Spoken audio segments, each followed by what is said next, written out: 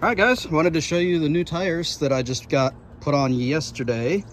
These are the factory originals here, and then these are what I went up to. This is 265/70 R17, so it is a slightly bit wider than the factory 255. It fits fine. There's no problems. Really like the way it looks. This is the BF Goodrich K03’s. It's their newest off-road model. Really like it. Very aggressive tread. I've noticed that there is no increased road noise, so that's great.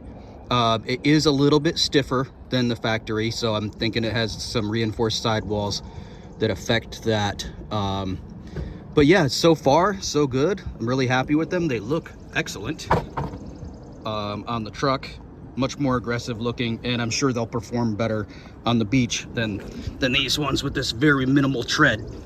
So pretty happy with it. I'll let you guys know the first time that I actually get to go off-road with them and let you know how they work.